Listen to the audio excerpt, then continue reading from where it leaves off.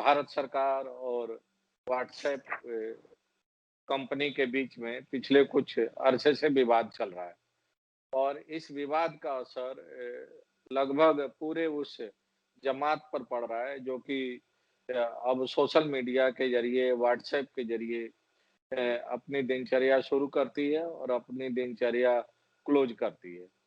तो ऐसे हालात में जबकि व्हाट्सएप एक सबसे बड़ा डिपेंडेंट माध्यम बन गया है हमारे देश में और खास तौर से नौजवान पीढ़ी के लिए, प्रोफेशनल्स के लिए।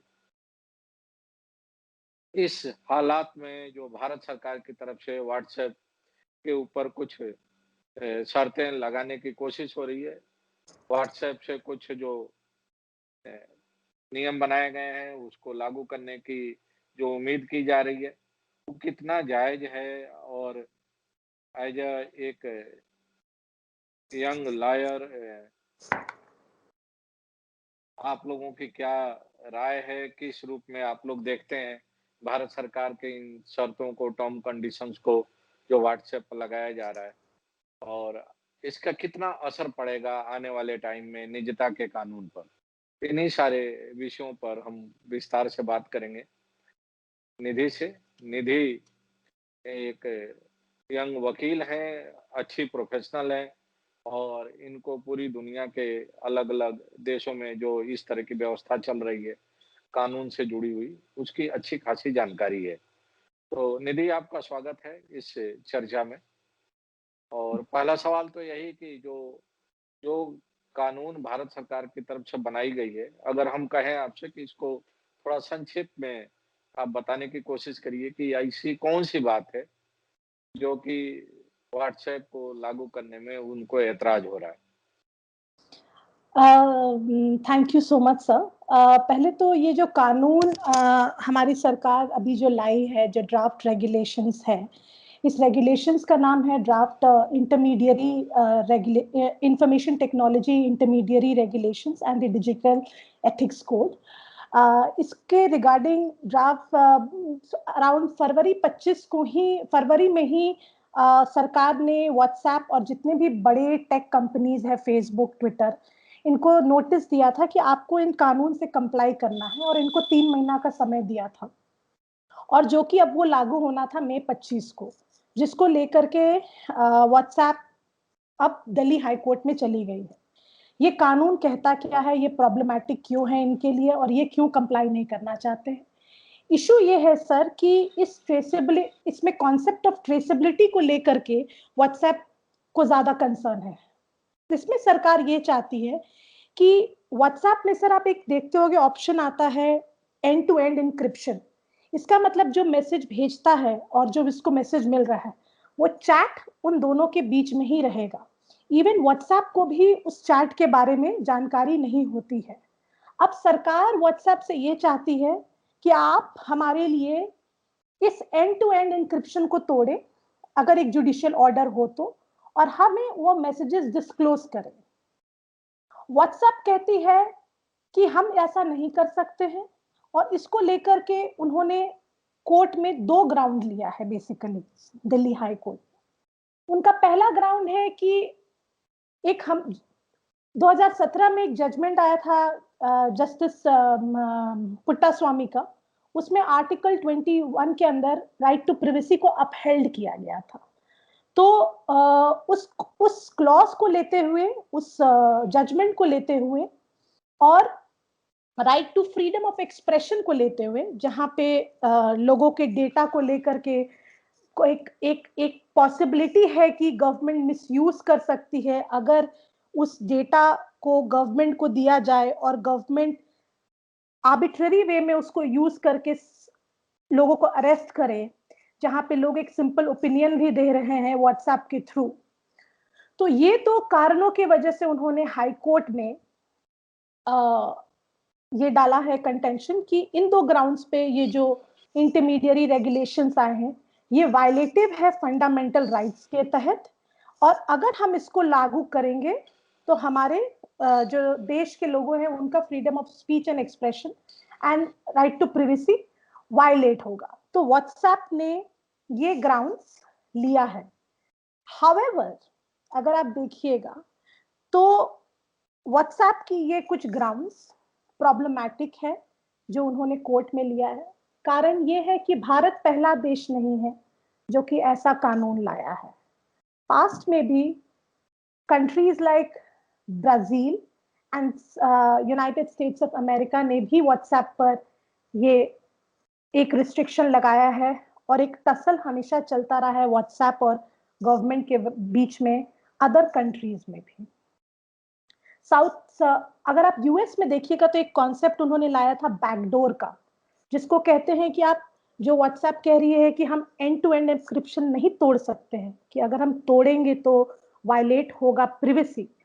उस केस में यूएस ने एक बैकडोर का कॉन्सेप्ट लाया कि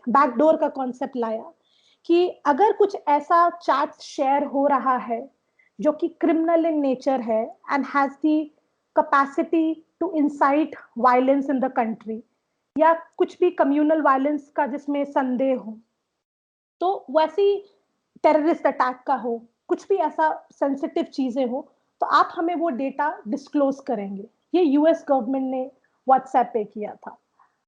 सिमिलरली ब्राजील में आप देखिए तो कंप्लीटली इसको बैन कर दिया गया था। तो ऐसा नहीं है कि भारत पहला देश है जो ऐसा कर रहा है, और व्हाट्सएप इस वे में यहाँ पर हमारे देश में जो कंटेंशन ले रहा है राइट टू प्रिवेसी का और freedom of speech and expression का, वो थोड़ा कॉन्ट्रडिक्टरी है पोजीशन उसका विजावी जो अदर कंट्रीज में हुआ है। और इसमें एक ये भी चीज है सर कि व्हाट्सएप बहुत रिसेंटली आप ये देखे होंगे, कुछ दिन पहले ये आया था कि व्हाट्सएप ने कहा था कि चूंकि व्हाट्सएप एक फेसबुक की ही सब्सिडरी है, कंपनी है, उसी में है, इसी का पार्ट है, तो व्हाट्सएप ने कहा था कि अब हम कुछ डेटा फेसबुक को भी देंगे जो हमारे पास डेटा है। तो उससे क्या होगा कि फेसबुक उसको उस हमारे डेटा को एडवर्टाइजिंग पर्पस के लिए यूज कर सके। और उसमें व्हाट्सएप ने एक एक क्लॉज लगा दिया था टेक इट और लीव इट का, या तो आप कंज्यूमर के ऊपर आपको लेना है तो लो, हम तो आगे बढ़ेंगे। और वही आप एक स्टैंड देखिए जो व्हाट्सएप ले रही है दिल्ली हाई कोर्ट में कि हम कस्टमर्स का, कंज्यूमर्स का डेटा नहीं देना चाहते हैं। और कुछ ही दिन पहले जब इन्होंने एक ये कॉन्सेप्ट निकाला कि हम फेसबुक को देंगे आपका डेटा, तो और आपको लेना है तो लो और नहीं लेना है तो मत लो, तो ये देखिएगा आप दो चीजें कॉन्ट्राडिक्टरी है। पहले आप डेटा कस्टमर का मिसयूज भी कर रहे हैं खुद, और आप दूसरी बात कोर्ट में जा करके उसी ग्राउंड को कॉन्स्टिट्यूशन के संविधान के आधार पे चैलेंज कर रहे हैं। तो एक तरह से ये हिपोक्रेसी है। और इसी में सर एक एक एंगल, इस लीगल एंगल इस पॉइंट का ये है कि जब व्हाट्सएप कहती है आपको लेना है तो लो, नहीं लेना है तो मत लो, तो इंडिया में जो एक कानून है कंपटीशन एक्ट, उसके तहत सेक्शन 4 के तहत ये एक एक वायलेशन भी है। कारण ये है कि सर आज की डेट में हम और आप सबसे ज्यादा जो मैसेजिंग प्लेटफॉर्म का यूज करते हैं कोई भी आम कंज्यूमर, वो व्हाट्सएप ही है। आज भी बहुत कम लोग टेलीग्राम और सिग्नल यूज करते हैं, व्हाट्सएप सबसे कॉमनली यूज बेस है। तो आप कहीं ना कहीं एक डोमिनेंट प्लेयर है मार्केट में, आप बड़े एक कंपनी है, टेक कंपनी है, जो आपके ऊपर 50 लाख से ऊपर यूजर्स रजिस्टर है। चूंकि आप डोमिनेंट है तो आप इस पोजीशन का मिसयूज करके आप कह रहे हैं लेना है तो लो, नहीं लेना है तो मत लो। तो इस कॉन्सेप्ट को भी सर कहते हैं अब्यूज ऑफ डोमिनेंट पोजीशन, जहां आप अपनी पोजीशन को मिसयूज कर रहे हैं ताकि कस्टमर्स के पास तो कोई ऑप्शन है नहीं, क्योंकि मैक्सिमम लोग फेसबुक पर है, मैक्सिमम लोग व्हाट्सएप पे है। तो ये सर कुछ 2-3 एंगल्स हैं जिसके तहत वो हाई कोर्ट में गए हैं, और उनको इन 2-3 कारणों की वजह से हमारे इस प्रेजेंट कानून से प्रॉब्लम है, और कैसे इन्होंने प्रीवियस अदर नेशंस में कंप्लाई किया है और ऑब्जेक्शंस को गवर्नमेंट ने ओवर रूल किया है। तो ब्रॉडली सर ये आप देखिएगा तो व्हाट्सएप फेसबुक में करंट इशू यही है इस इन कानून के तहत में से। निधि, शायद आपको पता है कि व्हाट्सएप फेसबुक की सब्सिडरी है, जैसा कि आपने बताया। और आपको ये भी पता है कि फेसबुक हमारे देश की सबसे बड़ी कंपनी है, रिलायंस उसकी पार्टनर है। हम्म, अंबानी जी की एक कंपनी से और फेसबुक का बिज़नेस टाई अप है। हम्म, ये भी शायद आपको पता होगा। हम्म, तो ये तो अंडरस्टूड है कि अगर कोई व्यक्ति जब ओपन मार्केट में आता है और बिज़नेस करने आता है, तो जब तक वो वीक प्लेयर होता है, तब तक वो टर्म डिक्टेट नहीं कर पाता, वो दूसरे के टर्म को फॉलो करता है। हम्म, लेकिन जब ही वो डोमिनेटिंग पोजीशन में आता है, तो खुद का टर्म डिक्टेट करता है। यही मोनोपोलिस्टिक जो बिज़नेस है वो अंबानीज करते हैं, यही मोनोपोलिस्टिक बिज़नेस अडानी करते हैं, यही मोनोपोलिस्टिक बिज़नेस तमाम और कंपनियाँ करती हैं जिनका कि चाहे वो इंडियन हो या बाहर की हो। हम्म, तो अगर व्हाट्सएप कर रहा है तो इसमें मॉरली तो कहीं से आपको लगता है कि गलत है कि वो अपने डोमिनेंट पोजीशन को के आधार पर एक्सप्लॉइट करने की कोशिश कर रहे हैं कस्टमर्स को या कंज्यूमर्स को।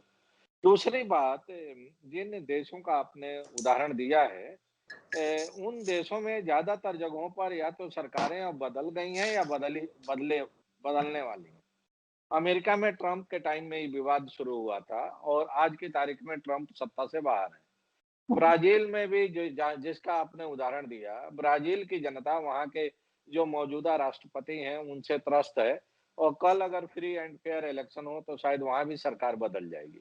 लोग हम्म, सड़कों पर उतर आए हैं, जिस तरह से पैंडेमिक को लेके वहाँ मिसमैनेजमेंट हुआ है, ब्राज़ील में।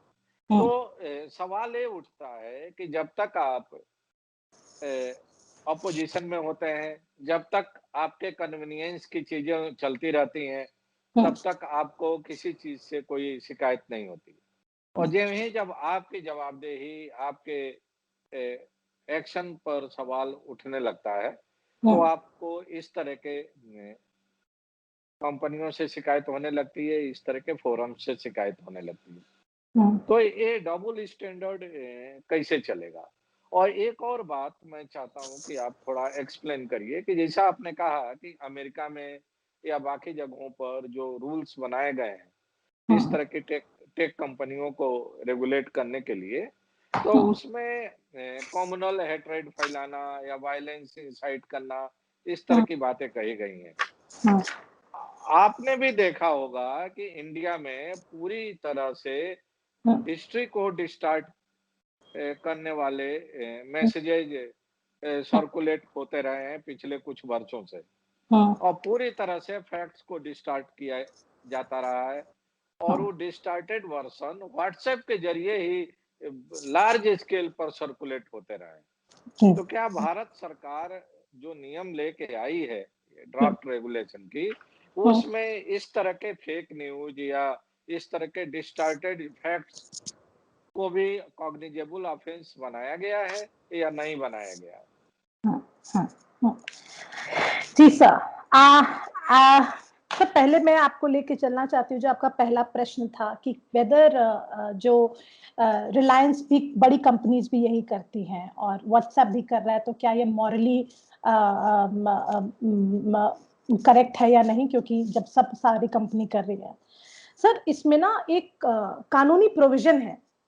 कानूनी प्रोविजन ये है कि जो मैंने आपको सेक्शन बताया कंपटीशन एक्ट का सेक्शन 4, उसमें एक तो प्रोविजन है sir abuse of dominant position कि आप डोमिनेंट है और उसका प्रोविजन को आप अब्यूज कर रहे हैं। उसी सेक्शन में एक और प्रोविजन है sir concept of monopoly leveraging. कहने का मतलब कि आप एक मार्केट के एक सेक्टर में आप डोमिनेंट हैं और आप उस सेक्टर में घुसना चाह रहे हैं जहां पर आप डोमिनेंट नहीं है। तो आप जब इस सेक्टर में घुसते हैं और आप उसी मोनोपोली वाले पोजीशन को उस मार्केट में यूज करने के लिए उसको मिसयूज करते हैं उस पोजीशन को ताकि आप उसका अपना मार्केट शेयर बढ़ा पाए।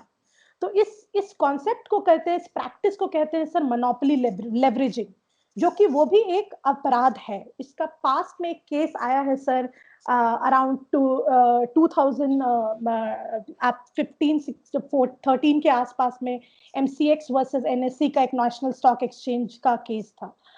एंड इस केस में भी अगर आप देखिए सर, तो आपको पता है कि व्हाट्सएप एक तरह से डोमिनेंट है और फेसबुक भी एक तरह से डोमिनेंट है।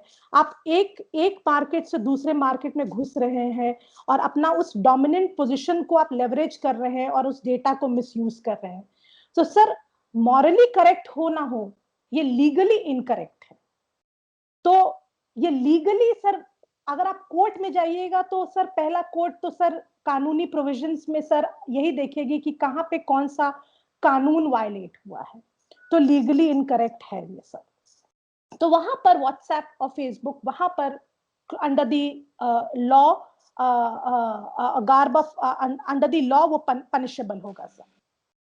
दूसरा सर क्वेश्चन ये कि आपको मैं इस कानून के कुछ प्रोविजंस बताती हूँ जो हमारा इंटरमीडियरी रेगुलेशन सरकार ने लाई है। उसमें कुछ प्रोविजंस बनाया है सरकार ने कि एक पहला तो कॉन्सेप्ट है ट्रेसेबिलिटी का, जो मैंने आपको बताया कि हमें अब जानकारी चाहिए कि आपके दो लोगों के बीच में क्या संवाद हो रहा है और क्या वो किस तरह का वो संवाद हो रहा है। अगर वो डेंजर टू नेशनल सिक्योरिटी है तो वो हमें पता होना चाहिए। जिसपे व्हाट्सएप ने कहा है कि ये एंड टू एंड एन्क्रिप्शन इतना खुद ही स्ट्रांग है जिसे हमें भी हम नहीं तोड़ पाएंगे, और अगर हम तोड़ेंगे तो वो एंड टू एंड एन्क्रिप्शन का कॉन्सेप्ट ही हम नहीं लागू कर पाएंगे और ये अब्यूसिव बाय द गवर्नमेंट होगा। इस पे सरकार ने इंटरमीडिएट रेगुलेशंस में ये भी कहा है कि अगर आप इससे कंप्लाई नहीं करेंगे तो you will be subject to criminal liability. In the past में भी आप देखिएगा तो बड़े ऑफिसर्स में जो आईटी कंपनीज के बड़े ऑफिसर्स हैं उनको इस एक्ट के तहत में where the officers have been made liable, तो ये क्रिमिनल ऑफेंस होगा। और सरकार ने ये भी कहा है कि अगर आप इस कानून के तहत जो दिए हुए प्रोविजंस है इंटरमीडिएट रेगुलेशंस में, अगर आप उससे कंप्लाई नहीं करेंगे तो आपको जो हम सेफ हार्बर देते हैं इंफॉर्मेशन टेक्नोलॉजी एक्ट के तहत में, वो सब हम आपको नहीं देंगे। तो इससे आप वंचित रह जाइएगा। तो कुछ आपको जो सेफ हार्बर्स मिलते हैं, जो आपको प्रोटेक्शन मिलती है सरकार से, आप वो सब से वंचित रह जाइएगा। बट इसमें सर एक जो इशू है, मैं जो पॉइंट करना चाहती हूँ कि इस कानून में इंटरमीडिएट रेगुलेशन में एक ये भी क्लॉज था, ये इसको सरकार ने व्हाट्सएप, फेसबुक, गूगल, ट्विटर को अराउंड फरवरी में दे दिया। ट्विटर, ये सारे बड़े मीडिया को, उसमें एक प्रोविजन था कि आपको एक भारतीय सिटीजन को, इंडियन सिटीजन को अपॉइंट करना है, जो कि 3 भारतीय इंडियन सिटीजन को, एक जो कि चीफ कंप्लायंस ऑफिसर होंगे, नोडल ऑफिसर होंगे और ग्रीवेंस ऑफिसर होंगे, जो कि किसी भी तरह का कंप्लेन आएगा तो एक इंडियन सिटीजन आपकी कंपनी में उसको देखेगा। और आश्चर्य की बात यह है कि अभी तक किसी भी बड़ी कंपनी ने इसको अपॉइंट नहीं किया। दूसरी बात, अपॉइंट नहीं किया, और उसके बाद ही सर एक ये भी प्रोविजन है उसमें कि अगर कोई भी ऐसा ऑब्जेक्शनल कंटेंट होता है जो पोर्नोग्राफी को रेगुलेट करना हो, या seditious nature of content of messages हो, या फिर क्रिमिनल एक्टिविटीज हो, टेररिस्ट एक्टिविटीज रिलेटेड मैसेजेस हो, ऐसे messages which can purport violence in the community, उन मैसेजेस को विद इन 36 आवर्स आप अपने प्लेटफॉर्म से हटाइएगा। तो ये कुछ प्रोविजंस है इस रूल्स, इस कानून के तहत, जो व्हाट्सएप और बड़े टेक कंपनीज ने अभी तक लागू नहीं किया है। हाउएवर, आपने जो प्रश्न में एक पार्ट पूछा था कि बहुत सारे फेक न्यूज जो आते हैं उसको क्या सरकार कैसे रेगुलेट, क्या सरकार इसमें सही नहीं है, क्या इसमें सरकार रेगुलेट नहीं करना चाहिए? अगर आप देखिएगा तो व्हाट्सएप ने कुछ स्टेप्स लिए थे इसमें, व्हाट्सएप ने इस पे कुछ स्टेप्स लिए थे। जैसे कि फॉर इंस्टेंस आप देखते होंगे, अब कोई भी व्हाट्सएप में जो मैसेजेस बहुत बार फॉरवर्डेड होते हैं उसमें एक आता है फॉरवर्डेड मेनी टाइम्स, कुछ समय पहले वो भी आता था। तो वो एक कंज्यूमर को अलर्ट कर देता है, रेसिपिएंट को, कि ये मैसेज फेक भी हो सकता है, आप इसकी रिलायबिलिटी चेक कर लें। फिर व्हाट्सएप ने बीच में एक प्रोविजन लाया था जब आप एक मैसेज को बस 5 ही बार फॉरवर्ड कर सकते, 5 ही आदमी को फॉरवर्ड कर सकते, फिर 10 को कर सकते हैं। तो व्हाट्सएप ने स्टेप्स लिए उसको इसको रेगुलेट करने के लिए, ताकि फेक न्यूज का जो प्रॉब्लम है उसको कर्ब कर सके। हाउएवर, चूंकि गवर्नमेंट बहुत सारा ऐसा भी काम करती है जो कि रूमर्स की वजह से उसका ऑब्जेक्टिव स्पॉइल हो जाता है, तो उन चीजों को रेगुलेट करने के लिए और गवर्नमेंट की कुछ सेक्टर्स में क्रेडिबिलिटी नहीं घटे फॉर द जेन्युइन काम जो वो करते हैं, ये रूल्स वहां पर सर ये रूल्स काफी इफेक्टिव साबित होंगे। तो ये कुछ प्रोविजंस है विच आई फील सर कि will be very effective in handling the WhatsApp का जो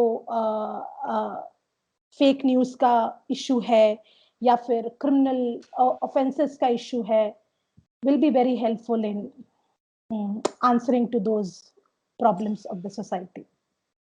अच्छा निधि, आखिरी सवाल आपसे हम जानना चाहते हैं कि अभी कुछ दिन पहले एक खबर आई थी कि व्हाट्सएप ने कुछ करेक्टिव मेजर्स लिए हैं और जो गवर्नमेंट चाहती थी उसके मुताबिक उन्होंने कुछ अधिकारियों की तैनाती कर दी है भारत में। तो क्या उससे जो सरकार के ऑब्जेक्शंस थे वो फुलफिल हो जाएंगे? आपको लगता है कि वो करेक्टिव मेजर्स पर्याप्त हैं जो व्हाट्सएप की तरफ से लिए गए हैं? Not really sir, not really. एक स्टेप है राइट डायरेक्शन में, क्योंकि कहीं ना कहीं वो जो प्रेशर बना है गवर्नमेंट की तरफ से, स्टेट की तरफ से एक इंटरमीडियरी पर, तो उस वजह से उन्होंने डेफिनेटली कुछ ऑफिसर्स अपॉइंट किए हैं। बट कहीं ना कहीं जब तक एक कोर्ट का जुडिशियल ऑर्डर हो एंड गवर्नमेंट चाहती है कुछ इंफॉर्मेशन जो कि नेशनल सिक्योरिटी के लिए थ्रेट हो, वो इंफॉर्मेशन सरकार के लिए जानना अभी भी उचित है और जरूरी है, जब तक उस प्रॉब्लम को व्हाट्सएप एड्रेस नहीं करेगी जो कि core of the core issue है। अभी जो व्हाट्सएप ने सर जो एड्रेस किया है इशू जो आपने मेंशन किया, वो एंसिलरी है, हमें कोर पे जाना है। वो कोर इशू अभी भी व्हाट्सएप ने एड्रेस नहीं किया है। तो अगर वो करती है तो व्हाट्सएप कहीं ना कहीं गवर्नमेंट के रूल से कंप्लाई करती है। बट सर इसमें एक एक इशू ये भी है कि जो व्हाट्सएप ने कहा है कि फॉर एग्जांपल सर ये एंड टू एंड इंक्रिप्शन जो जैसे काम करता है कि सर आपने मुझे उसमें ये हुआ end to end encryption and traceability में कि सर जो पहले उस किस आदमी ने उस इंफॉर्मेशन को भेजा, सरकार ये जानना चाहती है। अब मान लीजिए फॉर एग्जांपल आपने मुझे कुछ मैसेज भेजा, मैंने उसका स्क्रीनशॉट लिया या मैंने उसे कंप्यूटर का स्क्रीनशॉट लिया और मैंने व्हाट्सएप कर दिया आपको कि ऐसी ऐसी वो बात है, बट वो कुछ है समथिंग जो गवर्नमेंट के अगेंस्ट में है और ओरिजिनेटर भले मैं हो गई, मुझे मैसेज कहीं और से आया बट मैंने स्क्रीनशॉट लेकर के मैंने भेज दिया, ओरिजिनेटर भले मैं ही हुई और वो एक जेन्युइन क्रिटिसिज्म हो, तो कहीं ना कहीं लोग डर जाएंगे, कहीं ना कहीं लोग डर जाएंगे कि कहीं ये सरकार के अगेंस्ट नहीं चले जाए, क्योंकि अगर व्हाट्सएप आपके एक एक कॉन्वर्सेशन पे टैप रख रही है और वो सरकार को पॉसिबल होता है एक्सेस करना, तो उस केस में क्या होगा, कहीं ना कहीं सरकार के पास एक आर्बिट्ररी पावर भी आ जाएगा। तो वहां पर इस इशू को और एक इशू जहां पर नेशनल सिक्योरिटी कंसर्न है, इसमें हमें सर एक बैलेंस की जरूरत है कि जहां पे सरकार के पास एक नॉट एक चेक भी हो पावर पे और कहीं ना कहीं नेशनल सिक्योरिटी को भी हम प्रोटेक्ट करके रखें। तो ये एक बैलेंस इस केस में बनाना बहुत जरूरी है, तभी हम अपने इस ऑब्जेक्टिव को फुलफिल कर सकते हैं सर। और निधि निधि, बहुत बहुत धन्यवाद आपको इतने अच्छी जानकारी साझा करने के लिए। लेकिन आपको रोज इस तरह के मामलों से रूबरू होना पड़ता होगा अदालतों में, जहाँ की पुलिस जो मौजूदा कानून है उनका दुरुपयोग करती है, फर्जी मामलों में, देशद्रोह के मामले में तमाम निर्दोष लोगों को जेल भेज देती है, जिनको कि महीनों सालों जमानत नहीं होती है। और बाद में पता चलता है कि पुलिस की हाई हैंडेडनेस थी और पुलिस की मिसयूज ऑफ पावर था, जिसके चलते कि इनोसेंट लोग जेल चले गए। आज भी देश के अलग-अलग अदालतों में तमाम पत्रकार हैं, राइटर हैं, एक्टिविस्ट हैं सोशल, जो कि बंद हैं और जिनको कि इसी तरह की धाराओं में बंद किया गया है, देशद्रोह के मामले बनाकर, देशद्रोह के आरोप लगाकर। जबकि सच्चाई सबको पता है कि वे लोग देशद्रोही हैं कि नहीं, उनकी कितनी बड़ी गलती है, क्या उन्होंने जो गलती की थी उसके लिए इतनी बड़ी सज़ा उचित है। तो ये सारे मामले हैं जो कि डिबेट के पॉइंट हैं। हमारी देश की सर्वोच्च अदालत इस पर इसके पहले भी कई बार अपनी राय ज़ाहिर कर चुकी है। अभी हाल में भी सुप्रीम कोर्ट के 1-2 फैसले आए हैं, ऑब्जर्वेशंस आए हैं कि इस तरह के कानूनों का मिसयूज़ नहीं होना चाहिए। Right sir. और लेटेस्ट मामला विनोद दुआ का आया था कि करेक्ट सर। विनोद दुआ के खिलाफ जो मामला था उसको क्वैश किया सुप्रीम कोर्ट ने। हुँ। बहुत-बहुत धन्यवाद आपको। फिर हम लोग दोबारा कभी किसी नए विषय को लेके चर्चा में शामिल होंगे। तब तक के लिए धन्यवाद। Thank you. Thank you.